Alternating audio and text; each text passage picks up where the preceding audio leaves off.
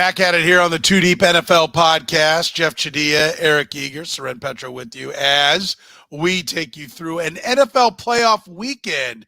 We'll break down each and every one of these games. Plus, we've got head coaches that are on the way out, some maybe that still haven't been fired, from CJ Stroud to Josh Allen, Jordan Love, Matt Stafford, Patrick Mahomes, Bill Belichick, Mike Vrabel. We talk about them all right now on the Two Deep NFL podcast.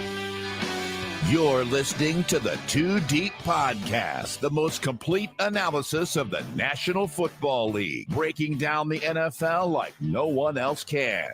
Two Deep is hosted by Jeff Chadiha, Eric Eager, and Soren Petro. Jeff Chadiha is a senior columnist and on-air personality for the NFL Network and NFL.com. Eric Eager is the vice president of research and development for Sumer Sports. Soren Petro was the afternoon drive host of the program on Sports Radio 810 WHB in Kansas City. Two Deep is proudly brought to you by Gann Asphalt and Concrete, Kansas City's nationally recognized full-service paving and pavement maintenance contractor, making parking lot problems disappear since 1994. Free consultations, no commissions, in-house crews, and every project comes with a written warranty. Find them online at GannAsphalt.com or call 816-484-3338. Gann Asphalt and Concrete. One contractor, all things parking lot. Now, here are the hosts of the Two Deep Football Podcast, Jeff Chadiha, Eric Eager, and Soren Petro. Thank you very much, Curtis. We do appreciate it. Back at it here with the playoff edition now for the Two Deep NFL Podcast. And Jeff, let's dive right in. We've got the two big boys sitting it out. Baltimore and San Francisco won't play. We'll start on the AFC side. Buffalo. Win and they're in as the number 2 seed. They take on the Pittsburgh Steelers.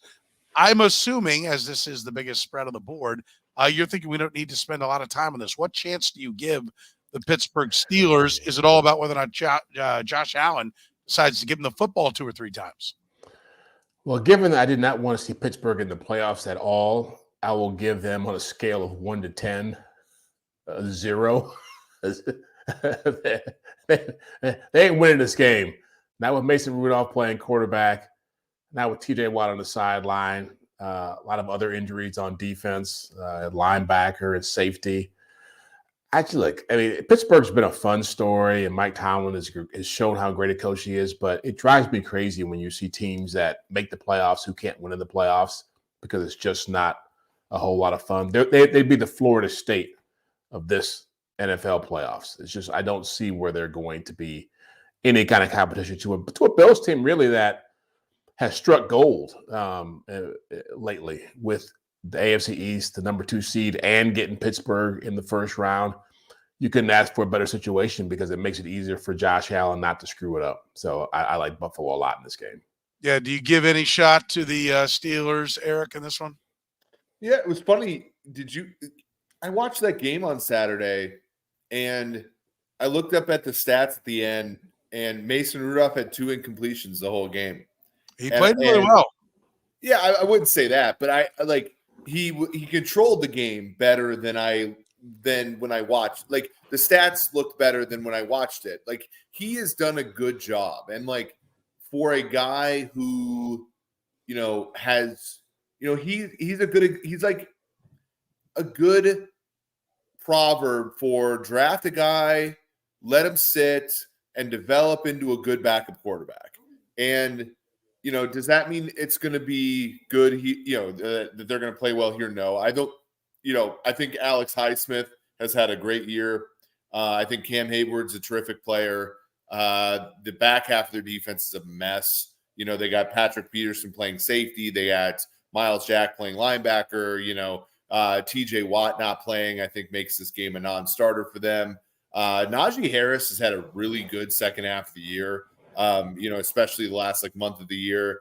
They didn't throw to George Pickens at all on Saturday, which is a little weird. They're not completely devoid of talent on the offensive side of the ball.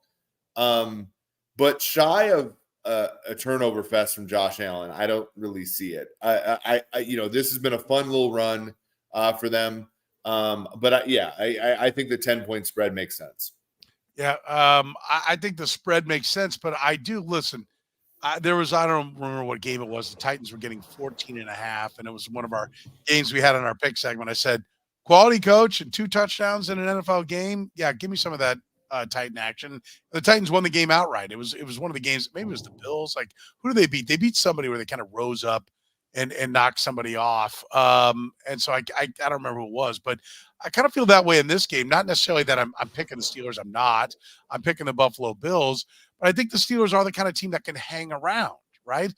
I think Tomlin knows how to do that. He knows how to manage a game. And you mentioned the way Rudolph is playing. I think if he protects the football and just keeps them around, then maybe Pickens gets loose or Deontay Johnson gets loose. The way they got loose against the Ravens, for one. Maybe Josh Allen gives them the ball 3 times. Mm-hmm. And I think Mike Tomlin's equipped to steal it. I think they've got a little more than a puncher's chance. But I do expect the Buffalo Bills to win.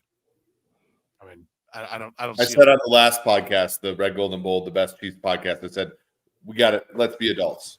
Like the Bills are winning this game, but yeah, I mean, look, like I think if TJ Watt plays this game, I think the Steelers have a better. Yeah, like exactly. I think the spread's like 8.5. Like I think he's worth like 1.5 to the spread in a game like this.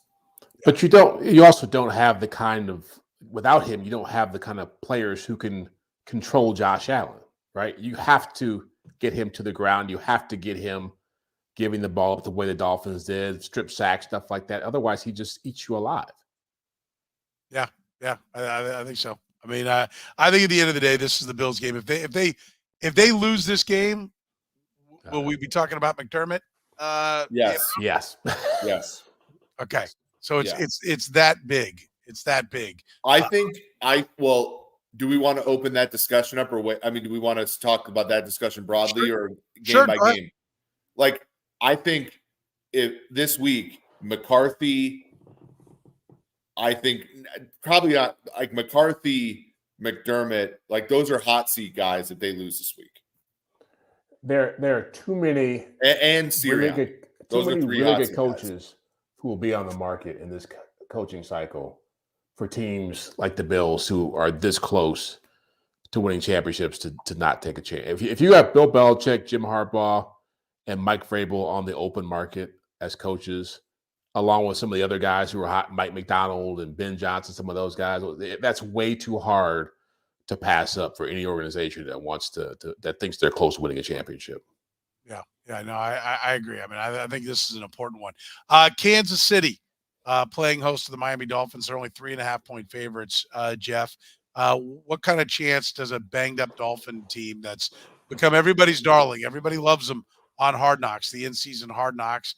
I like Mike McDaniel. I'm a fan, but I just don't think they have enough to they actually might be the exact recipe for the Chiefs offense to get a cure, because I don't know how they pressure Patrick Mahomes. Yeah, I mean, on our last podcast, I said the same thing. The only way the Chiefs lose this game is if they contribute to it. If they come out and they're going offside, the receivers are lining up offside, they're turning the ball over, they're running the wrong route, they're giving up defensive scores, they'll lose. Anything short of that, they should win, because Miami, it's hard to go from having a shot at the 1 seed to having a shot at the division title and playing for the number 2 seed to being the 6 seed, coming to Kansas City, playing in horrible weather with half your defense. And as talented as they are on offense, and I think they'll be able to score some points and get some chunk plays, some explosive plays, it's just going to be too much to ask to have, whatever it is, Emmanuel Ogbah, Justin Houston. I saw Bruce Irvin's on the roster now. Whatever garage sale of pass rushers you've assembled to go out there with. When the Chiefs' biggest weaknesses is offensive tackle, they can't exploit that. It's going to be a problem. Terry asked the question, what are the repercussions if the Chiefs lose? I mean, I think they roll up their sleeves and get to work on 24, right? I don't know that there are any repercussions. I mean, in a lot of ways, the Chiefs losing this team is worn out, right? The Chiefs losing if the Chiefs are not going to win the Super Bowl, them losing might be the best thing that could happen to them. Like them losing now is probably better than them losing in like the conference championship in a lot of ways, right? Like them getting an extra 3 weeks is probably like this team's worn out. This whole staff's worn out. They've gotten an extra. I mean, this is the Patriots thing, right? Like they've gotten an extra month of the season relative to the rest of the league for the last 5 years. So you're saying it would be good for them from a rest standpoint, or from a just a self-awareness? This whole organization's worn out, right? Like, in what way? Yeah, I don't understand. Like, I don't think if the Chiefs lose this week, anybody's getting fired.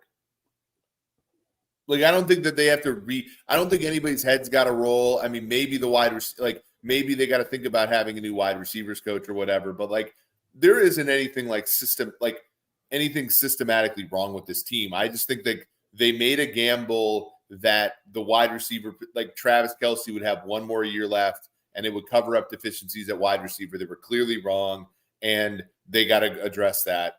I don't think that anything's like structurally wrong with this franchise. And like, I guess I don't understand how that equals worn out. I mean, I think Colin Emery's head. I think that, but I also think he's given one of the worst collection of receivers. Like I would never put that collection of receivers with that kind of an experience. Sure. So I think something's got to give there. Yeah. But I don't see the worn out part. Like how's the front office worn out? Like their day to day doesn't change regardless of what happens on the field. I mean, how many games? I mean, this team, like during the so let's take a step back. This team has hosted 5 consecutive AFC Championship games, and during that stretch, the NFL has added a week to the regular season. They have condensed the time between when the Chiefs season ends and the NFL scouting combine, right? So like these dudes go from like the end of the season to like their ski trips to like scouting for the draft. That is condensed, right? Like this team gets like less time off than like anybody else does. Like I get that. I mean, but you know, I think they're now, to me, this is the norm. This is what they do. Sure, right? But like that doesn't mean it's not a grind, right? It's a grind, but I don't agree with the idea that it's that if they lose, it's like, well, it's just too many games over the last 5 years. Yeah, I mean, the Niners played a bunch of games over the last. They don't seem worn out. Patriots played a bunch of games. They never felt worn out. Okay. Yeah, weak sauce. Eric gets voted down. There it is. Okay. I know we do this podcast every week, and I don't see worn out. I know Matt says I look worn out. I do this podcast every GD week. There's a couple people. I think they're just having fun with you. You know. I know. Keith likes. He likes the discussion. Says it's a good discussion. Eric's doing his Aaron Rodgers imitation. Yeah. Getting sensitive. Yeah. You know. Don't go there. Here you go. All of us are committed to winning, though. All of us are committed to winning. Yes, absolutely. All right, let's move on to the Texans and the Browns. CJ Stroud's coming out party is what I'll call that game against the Indianapolis Colts, Jeff. I thought he was fantastic. And if you want to talk about like who's going to be the Manning to Brady, the Brady Manning, Brady's Manning, who will be Mahomes Manning, might be CJ Stroud. Like he looked really good. Now, I don't know that he can carry it forward against this Browns defense. That's a saltier task than it was against the Colts, but it was pretty impressive. Yeah, he's fearless. And I don't know. I watched him a lot at Ohio State, being a Michigan guy, and something's changed in him because you used to be able to rattle him a little bit in big games. And when he faced really good defenses, he would really struggle a little bit. Michigan got under his skin a lot, but he's a baller. And I was talking to somebody on our air earlier today about him.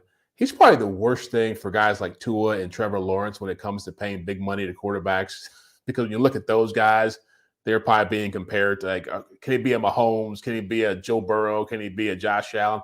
Now they're saying they're not even CJ Stroud. This guy's been in the league for a year, and he's already better than they are. So I love the way he came out in that game against the Colts, and First play of the game, 75-yard touchdown pass. I love the way that team seems to rally around him. Like, they've got some good players in Houston. That's one thing that gets overlooked because of the way he's played, is that Jonathan Grenard has like 12, 13 sacks. Will Anderson's had a good year. Steven Nelson's played well for them. Jimmy Ward, who's hurt, has been a nice player for them on the back end at safety. I don't see them winning this game, though, because the Browns can do some things defensively that give that team problems, starting with their corners. I think Nico Collins and that crew against the Browns corners is a mismatch that favors the Browns, and I think blocking Myles Garrett in a game like this is going to be really hard. So I think it's going to be tough for them to get past this first round. Eric, I want to ask you about this. Steven says, didn't the Browns destroy the Texans earlier this year? Yeah. Stroud was hurt. It's 36-22 was the score. I mean, yeah, Case Keenum is not the same as CJ Stroud. That's right. He's not. And also, I mean, I don't know. I think that's almost, for the Browns, I think that's almost worth. Like, the Browns don't look to me like a team. Like, I think a lot of fans in Kansas City are like, well, the Browns, a divisional game against the Ravens, they can take care of the Ravens. Asking the Browns to beat anybody twice in a year. This is a great story. They've done a fantastic job in getting to where they are, but they're not the kind of team that just has option after option after option after option. They strike me as a team that has to, like, put everything they got on the table to get each win. That makes sense, Eric? Yeah, for sure. And they've had great individual seasons by Amari Cooper, David Njoku, Myles Garrett. But, like, ultimately, where they've soared is they've gotten, really good quarterback play from Joe Flacco. Like, do you really expect Joe Flacco to play plus quarterback play when it really matters in the playoffs? We've seen that once, right? Like, one time, 2012. Like, and he had moments in 2014. He's had moments at other times. But, like the hard part here is, like, they're underdogs in this game. 3, you can get like an expensive 3 in this game. Do you really expect who's underdog? Houston. Okay. Yeah. Like, CJ Stroud's the better quarterback in this game, and I know, like, Jeff alluded to this, and I think he's right. And it's funny because Caserio, Easterby's gone now, but Caserio and that whole when they were building this roster, everybody kind of gave them a lot of crap, but they kind of built it with like kind of 4s and 5s out of 10, right?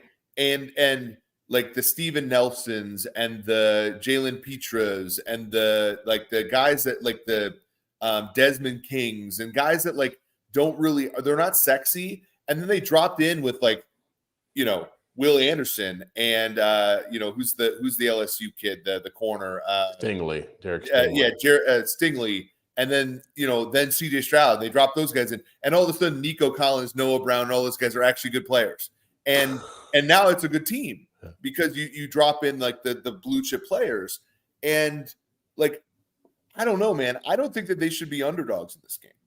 Yeah, I think it's a fair point. I mean, they're certainly riding high after that last game. By the way, if you need anything done with a parking lot, let Gann Asphalt and Concrete solve your parking lot problems. Take away those liability issues. Don't need people playing bumper cars out there with free consultations, no commissions, and in-house crews. Every project coming with a written warranty. Gann Asphalt and Concrete keeps your parking lot safer, helps you and your business avoid unnecessary delays and costly expenses. Find them online right now at GannAsphalt.com. That's GannAsphalt.com. Here we go. Cowboys and Packers. Great storylines over in the NFC. Cowboys playing host to the Packers. Mike McCarthy gets a shot at his old team. How concerned should Cowboy fans be? They haven't seen this team in a Super Bowl in a long, long time. Going on, what are we at now? Are we at 30 years? 1995, so 28. Yeah, Almost 30 years. 28. The Packers a speed bump, or are they a bigger threat, Jeff? This is like the typical playoff story where we want to talk one team up to the point where we feel like it's going to be a really competitive game. And I like Green Bay. I like Jordan Love. I like Matt LaFleur. I like what they're building. You cannot tell me that defense is going to go into Dallas where the Cowboys have not lost in 16 games and they are averaging 37 points a game, and they're not going to get lit up. This is going to be the ugliest game of the week. I see Dak Prescott throwing for 400 yards, 4 touchdowns, CeeDee Lamb going for 180, a couple of scores. Maybe Tony Pollard gets it going. I think they light them up, and it's not even close. I think somebody had a stat today that said the Cowboys had the most 20-point wins in the last of any team in the league in the last couple of years. They'll have another one this weekend.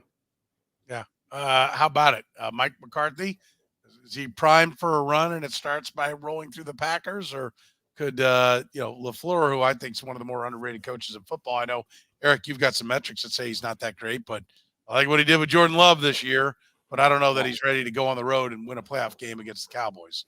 I like Matt LaFleur. I was bullish on Packers. Like, that was one of the bigger wins, win total overs and all that kind of stuff. But I do want to kind of bring one thing up. A couple weeks ago, a quarterback against the Packers went 23 of 36, 312, 2 touchdowns. They lost the game 33-30, but spiked the ball at the Green Bay 31 as the clock expired, down 3.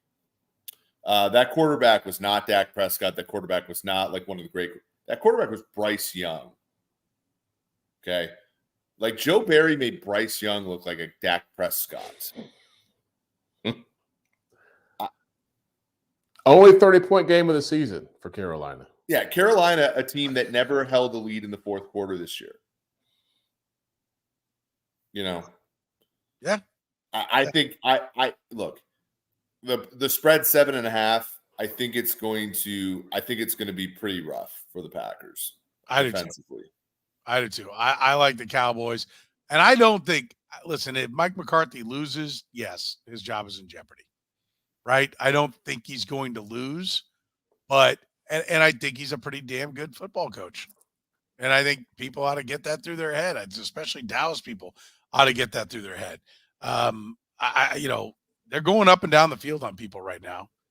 I don't know what more he needs to do. The defense is clearly not his baby, so you can put that on somebody else, obviously. So I don't know. I like Dallas. I don't think Dallas wants to play from behind because I don't think Dak's great at coming from behind, but I don't think they're going to have to because I think they figured a lot of things out on offense. I think they're going to be in pretty good shape. Rams at Lions. I don't know which one of you wants to fall over each other first to claim the Lions. This is the Eric Eager game. I'm going to this game. Yeah, Eager will be in Detroit for this. Matt Stafford's return to Detroit. We'll see what the Lions will have in store for him. The Rams. This is a tough draw, Jeff. I mean, the Rams are playing good football. We've had this one kind of circled for a couple of weeks coming down the stretch. I don't envy Dan Campbell. This is his first go around with the home playoff game. Yeah, and it's the way the Rams have won 7 of 8, and the only game they've lost was to the Ravens on the road by 6. And the way they played in that game, they could have easily won it. It was an OT also, wasn't it? What's that? It was an overtime. I think it was an overtime. Yeah, it was an overtime. Yeah, and so they're the only NFC team that I think playoff team that's played Baltimore tough. Everybody else has gotten destroyed. So I don't see, I think the Lions win the game, first of all, but it will not be easy. The Lions do some things defensively that scare me for a game like this. They don't rush the passer very well. They're 23rd in the league in points allowed. Dan Campbell has shown a tendency to get a little bit emotional in big moments lately, which is not good. And they've had some tough games, and some big moment game, big spotlight games of late. And so, and Sam Laporta being banged up scares me a lot too. So there's some things I don't like about it, but I imagine that they will rally and they'll find a way. This game means too much to their franchise, to what they're trying to win and what they're trying to do and build. But yeah, it's the Rams are the most dangerous team in the NFC outside of San Francisco and in Dallas. Think of how the view of the Rams really changes. Mm-hmm. Or excuse me, not the Rams, of the Lions really changes if they lose to the Rams. Yeah. I mean, they're this darling. It's all goodwill. Everything's going great. And then if you lay an egg in that first game, oh, man. Yeah. Oh, No, you got to win the game. Yeah. Rams, how dangerous are they, Eric? I think the Rams win. Wow. Yeah, I mean, like, okay, a couple things. So, like, and I'm rooting for the Lions. I'm going to be wearing my Restore It T-shirt. I'm rooting for it. Didn't you pick the Lions for the Super Bowl? Yeah, yes, but Dan Campbell played his starters and was throwing Josh Reynolds passes with 30 seconds left and got his Pro Bowl rookie tight end hurt for no goddamn reason on Sunday. So, like, that's, these things change. But, like, throwing over the middle of the field against the Lions is incredibly easy. By the way, Sumersports.com, our playoff preview is 125 pages. It's also $0. Go to Sumersports.com and get our playoff preview. You can see the Detroit Lions defensive passing map. When they drafted Jack Campbell in the first round, they thought they were solving something, but no, it is completely red, right? And so where do you think Puka Nacua and Cooper Kupp are going to spend the majority of their time on Sunday night? So, look, I hope I'm wrong. Yeah. But I think that the Rams are, going to do a lot of good things. And Kyron Williams is a phenomenal running back, and I think that they're going to control the ground game too. By the way, I was looking through the playoff preview. It's really good. If you love the math and the numbers of football, check it out, Sumersports.com. Are we getting paid for this, by the way? Are we getting paid for the? Yeah. When do we get sponsored by Sumersports? Exactly. Yeah. Free advertising we're giving away here. Well, the preview's free. Yeah. I know. So the ads apparently. Those are promotion for it. That's right. Really. I don't think he was missing the point there, Jim. Yeah. But it is very good. I encourage people to go check it out. All right, and check out NFL Network. Everybody's watching it all the time right now, right? You see Jeff on there every day. See that backdrop? Only suits up. No Michigan garb. Did you have Michigan on today on the NFL Network? I did.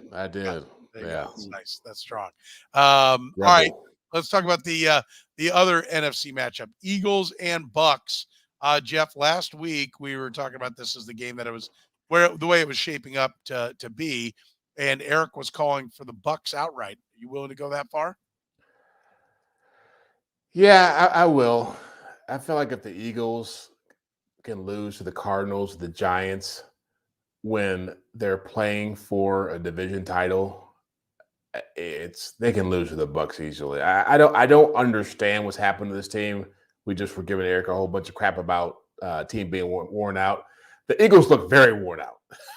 Eagles look like they are at the end of their rope and everything they're doing. And I don't know if I've seen a team have this kind of meltdown with this much talent and this much of a history of winning in the same season ever in my life. I mean, I really have racked my brain to think about this. And I can give you one. What's that? 1986 New York Jets. Oh, wow. Were 10-1, and I think went 0-5. That team played the Chiefs in the playoffs first round. Remember that? They benched Ken O'Brien for Pat Ryan, right? Or was it the other way around? I can't remember, but they handled a Chiefs team that was, they were this special teams fluke. Yeah. Who was the quarterback for the Chiefs then? The quarterback in that game, I believe, was Bill Kenny. Okay. I'm not mistaken. I'm 99% sure on that one. And so and then they went and actually took the Cleveland Browns to overtime. Oh, next okay. week. Before Cleveland played Denver. Yeah, and so they showed a little fight. They did rise up, but your point's valid. I mean, this is a free fall that you don't see very often. Yeah, right. Full scale implosion, and I mean they're talking openly about Nick Sirianni getting fired. I know. I was going to bring that up in our coaches and the coaches part of the discussion, but they literally, I had on our guy from Philly on the 2-minute drill on the program, and they literally where he was like, well, when you're playing this bad, I mean, how can you not talk about it? He said, this is an epic collapse. And I'm like, well, I mean, there's a lot of ways you could not talk about it, but they literally, and look, weren't they rewarded? They fired Doug Peterson and got right back to the Super Bowl with another guy. I mean, they think that's how it's done in Philadelphia. Yeah. It look, I'm assuming Nick Sirianni keeps his job regardless of what happens, but they've got real problems. And some of this is just what happens when you ride veterans too long and you're expecting these young players to take a huge leap. In a lot of ways, they're dealing with some of the same stuff the Chiefs are dealing with, right? They're some of these young guys that you're relying on being stars for, you're developing quickly, don't do it, and then you have this huge void in your productivity. And what the way they play on offense and defense is with the idea of we can just out-talent you. Talent ain't doing it, then you got some serious problems. They have the two big differences, though. Their quarterback is not worth $50 million a year, and their cap, their owner spends a ton, and their cap is a much, much bigger mess than the Chiefs is. So they're up against it. Like, they're in much dire straits than the Chiefs. By the way, real quick, just I said Bill Kenny. Somebody else said Todd Blackledge played quarterback for the Chiefs in that game. We're right. Todd Blackledge was 12 of 21 for 80 yards, no touchdowns, and 2 INTs. And Bill Kenny was 8 of 16 for 97 yards. They both played. Those are Carlos Carson years? Those were the Carlos Carson years. Yes, the Carlos Carson, Henry Marshall. The running backs were guys like Herman Hurd. Quite a squad. Enough said. Yeah. No, but do we think, to your point, Eric, I mean, is Nick Sirianni looking for a job if they lose this game, Jeff? Are you talking to me? No, he's not. No, there would have to be like extreme things happening in this game, like people fighting on the sidelines and just, Baker Mayfield throwing for 500 yards and 5 touchdowns and them losing like 50-3 for that to happen. I mean, the guy was in the Super Bowl less than a year ago. And I know that Doug Peterson got fired, but that was 2 years after they went to the Super Bowl. They can fix some of this stuff. It's probably going to have to be a whole overhaul of his coordinators. That's been a disaster. But again, the only thing I would say is what I would say about Sean McDermott is that you got some big name coaches out there. And if Bill Belichick, people said, hey, I want to come coach this team. Yeah, I can see Jeffrey Lurie saying, bye-bye, Nick. Like, come on in here, Bill. So that'd be the only scenario where I could see it happening. Eric, do you think there's any chance? I do. I mean, I think that where they bungled is you lost both coordinators. I think Jonathan Gannon has very much looked the part in making Arizona very competitive with a roster that looked horrendous going in. Shane Steichen had his team on the verge of the playoffs, and they were horrendous the year before, right? So you look at your was that your alpha, right? Was that your edge last year? And then you took Sean Desai, who, you put Matt Patricia in there. That looks like a nightmare. And then on offense, you're not as good, right? So and Jeffrey Lurie is a guy that'll get off a bad bet quickly. So that would be, they got off of Chip Kelly very quickly, 10-6, and then the first bad year they fired him. So I think there's actually a realistic shot they do it. Yeah, I don't think it's going to happen, but I wouldn't put it past him. You got an owner that feels, he's made a lot of hires that have looked good. I mean, I think he feels like he can do no wrong. I can see it.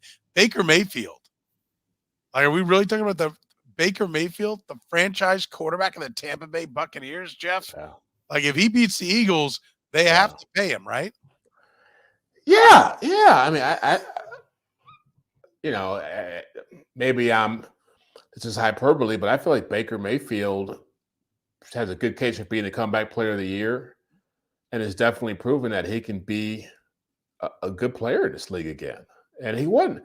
People had this memory of him in Cleveland that is kind of distorted by the injuries and the way it ended with Deshaun Watson coming in there and him bouncing around. Like, I think you put him in a situation where he has a coach who is willing to play good defense, run the football, surround him with good weapons. He still has that there with Mike Evans and Chris Godwin.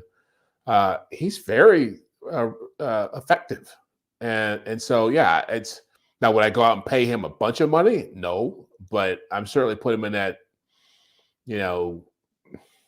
maybe Geno Smith-Garoppolo is a little bit too low, but certainly the Daniel Jones seems reasonable for him, right?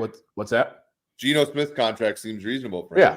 Yeah. But maybe somewhere between that and Daniel Jones, but just to give him a little more credit. But yeah, I think he's the kind of quarterback that can win with down there, given the division he's playing in and the people he's playing with. And by the way, Todd Bowles, Jets, what do you think? When do you plan on making the playoffs? Like, you didn't think Todd Bowles was getting it done? He just took Baker Mayfield, went to the playoffs. I get it, the NFC South was ripe for the taking, but Todd Bowles can coach some football. Todd Bowles has the Super Bowl as the defensive coordinator and now 2 straight division titles. Now, granted, it's 9-8 and 8-9, but like this was one of the worst salary cap situations in the league. You were projected to be the 4th best team in a bad division, and you won it. This is a good. Todd Bowles is not a bad coach. I'll just say that. I think that he's not a great coach. I think he's a good coach. Yeah, no, I agree, and I think if Baker Mayfield's paid in that middle class, they've still got enough room and they should be starting to come out from under some of that cap stuff. They got a chance to put some talent around him. I think it'll be interesting to see what goes on in Tampa. Gann Asphalt and Concrete brings you the Two Deep NFL podcast, nationally recognized full-service paving and pavement maintenance contractor. Parking lot problems, they've been making them disappear since 1994. Don't risk accidents and liability in your parking lot. Get your parking lot restriped today. Get it re-signed, anything and everything that has to do with the parking lot. Gann Asphalt and Concrete can handle it. Every project coming with a written warranty. You can find them online right now at GannAsphalt.com. Tell them you heard about it on the Two Deep NFL podcast. Let's talk about the coaching situation. You're wearing the Michigan blue. Where's your man Jim Harbaugh? He's done at Michigan, isn't he? It's a lot of people have been very, very confident in the idea that he's leaving. I've always said, even before this year, the only way he leaves Michigan, where he grew up, spent most of his childhood, where he wants his kids to go to the same schools he went to, where he obviously has built an empire now with the football program, is if somebody gives him an empire somewhere else. Like, he's not just going to the NFL just so he can chase a Super Bowl. Like, he's going to have as much power as any top tier coach has in this league. He wants to get paid like a king. And the tough thing for any owner is going to be how much can you survive with him having that much control in your organization, because we've never seen him have that in the NFL and see what it looks like. Because now you're talking about an owner having to deal with him, not the GM. In San Francisco, he and Trent Baalke, knocked heads constantly, and he walked. This time around, he's in heavy demand. But again, are the Chargers going to do it? Makes the most sense. Would the Raiders do it? I could see it, even though they're paying a ton of money already to John Gruden and Josh McDaniels, who aren't coaching there anymore. I don't see the Titans, but, the Falcons could be interesting. All these owners I think it's Belichick, it's him, and Mike Vrabel are the 3 hottest candidates out there. But I don't know if it's for certain that he would leave for just anything. Yeah, I agree with that. I think, Eric, you talked about how he presented himself in the interview with the Vikings was kind of like he had the job already. Wow. Was what you were hearing from people around that he walked in there. And I think that's how he's going to walk into every interview at every location. And I think it's actually a smart thing to do. He's letting you see the Jim Harbaugh experience. Like, you want Jim Harbaugh? Here's Jim Harbaugh. Yeah. Make sure you're signing up for this, because this is what it is. I run the show. So everybody sit down. I'll tell you where you go and what you do. This is how it's going to be. I think that's actually really smart. To Jeff's point, he's got a great job at Michigan. And I don't know that he's ready to be Nick Saban and be in college forever. But, I don't think he has to go out there and, act like he's something that he's not, or I'm not going to be a pain in the ass, and I don't want everything my way. He doesn't have to be that way, especially now that he's got a championship ring. Yep. How's it play out, Eric? Well, and I don't think that the pay raise is like that much, right? So, or like the quality of life, like bump is not that big, right? So, yeah, I mean, act that way because, like, what do you have to lose? I agree. I think Harbaugh, like where is his edge? His edge is not schematic, right? We saw that last night. Like his edge is motivational. His edge is, getting good assistance, right? We saw Mike McDonald come over for a year, got him to the, college football playoff. His edge is, in recruiting, his edge is, in motivation. So, yeah, I mean, I agree with you, Petro. I think he would be a benefit to an NFL team, but it's on his terms.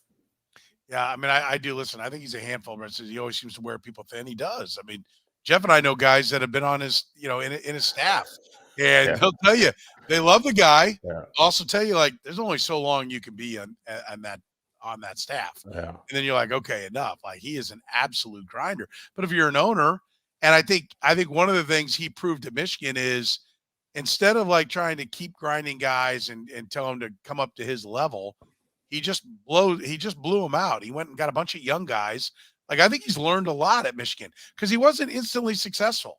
He did all the kooky things, climbing a tree, staying overnight at a guy's house, and all that kind of stuff, which got him some headlines. But it wasn't winning, and he adjusted and changed. I think that's the most underreported part of him is that he changed at Michigan. He changed the staff over, and that's a lot of learning that was done on a guy who's already was a breath away from winning a Super Bowl.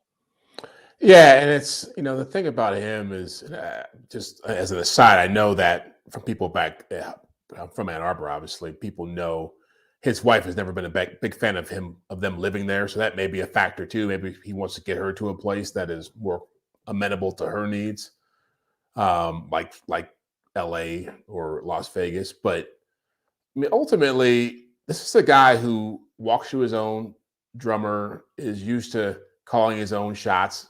He didn't talk to the athletic director at Michigan for a couple of years. Like when he decided he was going to stay last year, he just told the president. Never. So I don't know. And obviously Eric and I know the GM in Minnesota, and that he walked in that place as if like, okay, this is what I want to do. And people sit there listening to him. Yeah. And they're like, that means I'm losing my job if you come here. Who's signing up for that?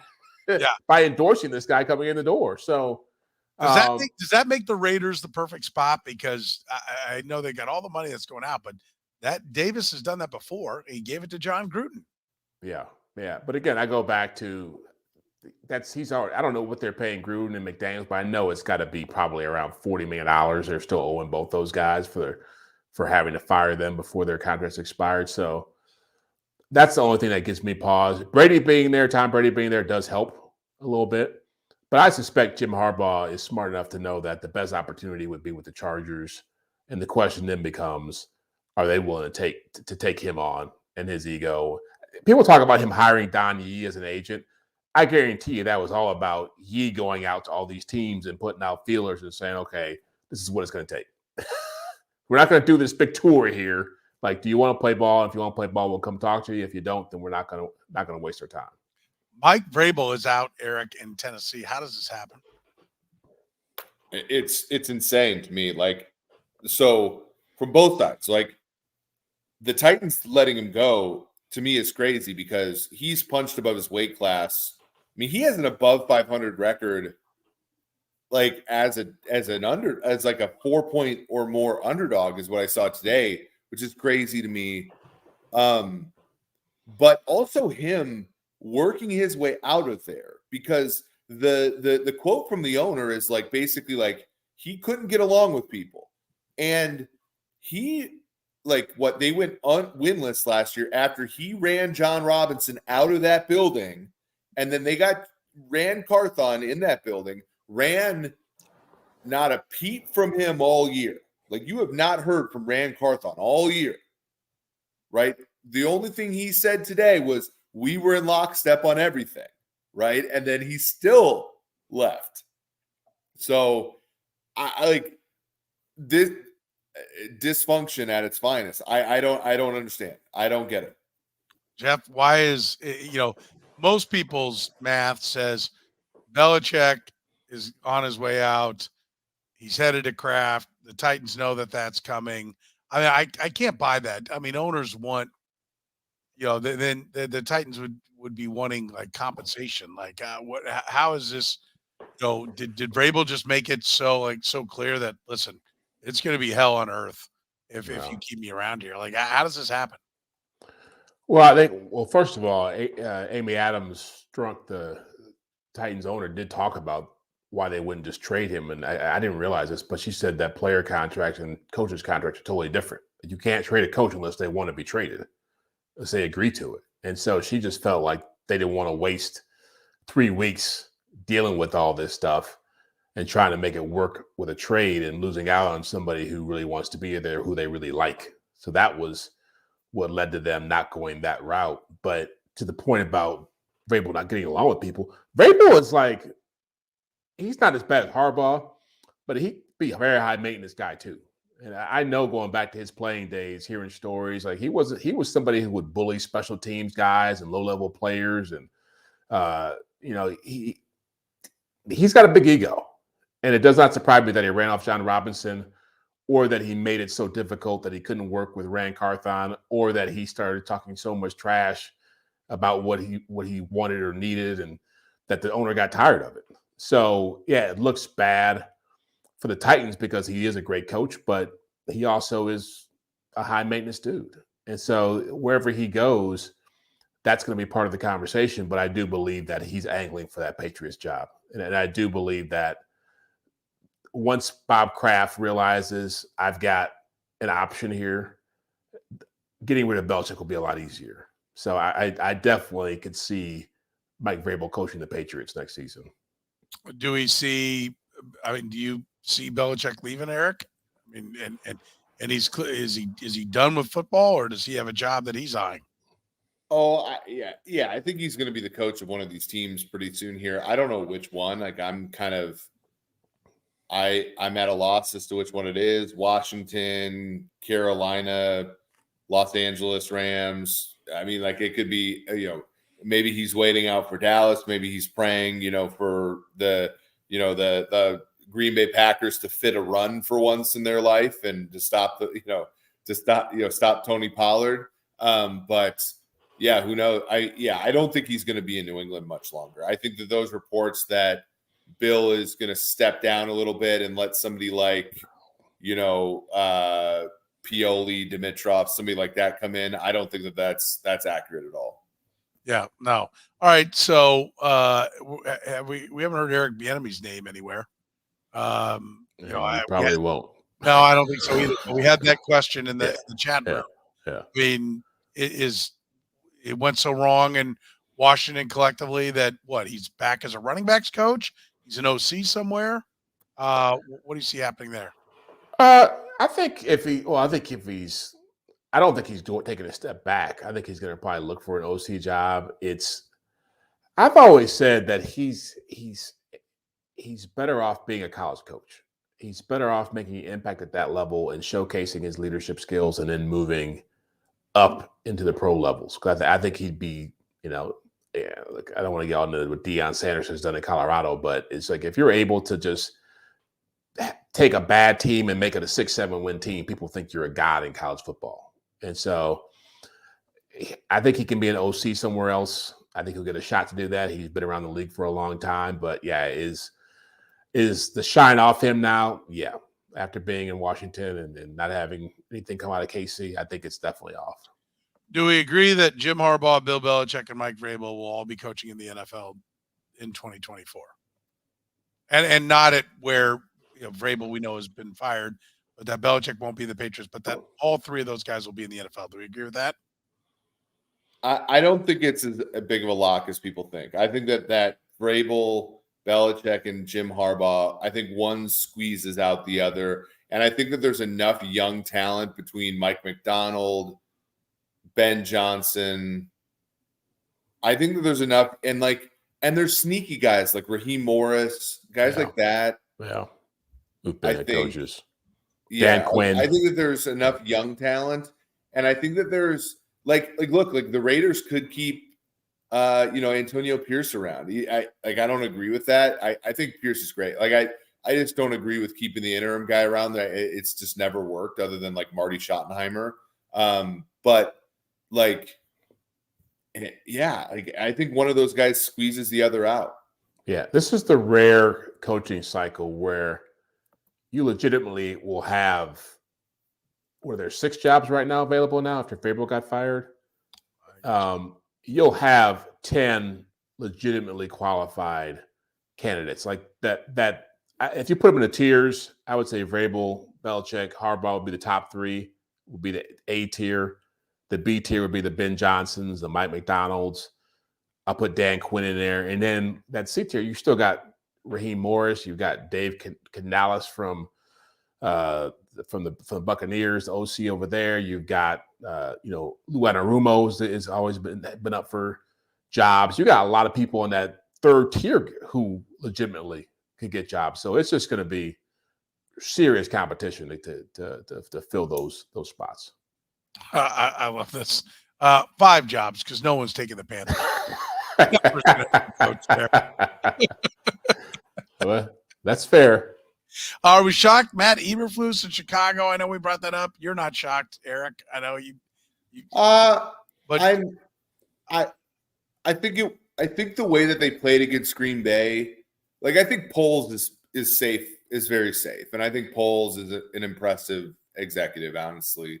With the Montez Sweat trade and stuff, the return they got for the first overall pick is very good, especially given how Bryce Young has played.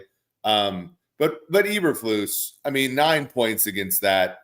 And again, the Getsy's the guy that they probably will let go if they let somebody go. But 9 points against that Packers defense is a pathetic outing. Yeah. Brian Dable not out either. But the Giants covered twice against the Eagles, and I know the Eagles stink, but they kicked the shit out of the Eagles the other day, and they covered against the Bills with a backup quarterback. The Giants have played well. I think they have played hard. I think we'd know what's going on if we understood what the conversation was about giving the money to Daniel Jones and what his role was in that. Might tell us a lot about why he's still around. Jeff, which job is the best job? I'm torn because I think Washington having a top pick is an interesting job. I think there's a lot more talent there than people realize, but I'll go Chargers just because Justin Herbert's there. The quarterback is already in place, and that